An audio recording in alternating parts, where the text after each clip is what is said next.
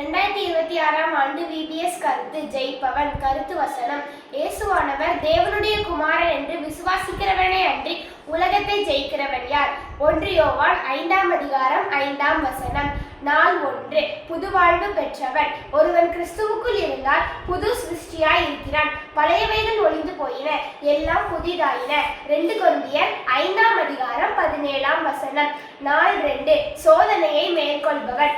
தேவனுக்கு கீழ்ப்படிந்திருங்கள், பிசாசுக்கு எதிர்த்து நில்லுங்கள், அப்பொழுது அவன் உங்களை விட்டு ஓடி போவான். யாக்கோபு 4ஆம் அதிகாரம் 7ஆம் வசனம். நாள் 3. ஜாக்கிரதை உள்ளவன். தெளிந்த புத்தி உள்ளவர்களாய் இருங்கள், விழித்திருங்கள். ஏனெனில் உங்கள் எதிராளியாகிய பிசாசானவன் கர்ச்சிக்கிற சிங்கம் போல் எவனை விழுங்கலாமோ என்று வகை தேடி சுற்றி திரிகிறான். 1 பேதுரு 5ஆம் அதிகாரம் 8ஆம் வசனம்.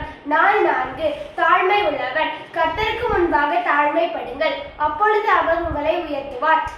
யாக்கோபு 4ஆம் அதிகாரம் 5ஆம் வசனம். நாள் 5. பொறுமை உள்ளவன். கேட்கிறதற்கு தீவிரமாயும் பேசுகிறதற்கு பொறுமையாயும் கோபிக்கிறதற்கு தாமதமாயும் இருக்க கடவர்கள். யாக்கோபு 1ஆம் அதிகாரம் 19ஆம் வசனத்தின் பின்பாகம். நாள் 6.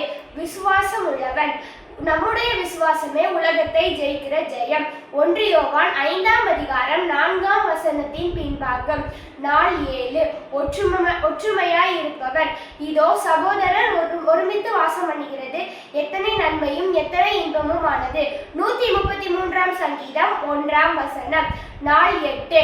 பகைவரை சிநேகிப்பவன். உங்கள் சத்துருக்களை சிநேகியுங்கள், உங்களை சபிக்கிறவர்களை ஆசீர்வதியுங்கள், உங்களை பகைக்கிறவர்களுக்கு நன்மை செய்யுங்கள். மத்தேயு 5ஆம் அதிகாரம் 44ஆம் வசனம்.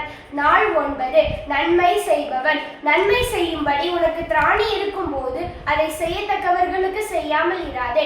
நீதிமொழிகள் 3ஆம் அதிகாரம்.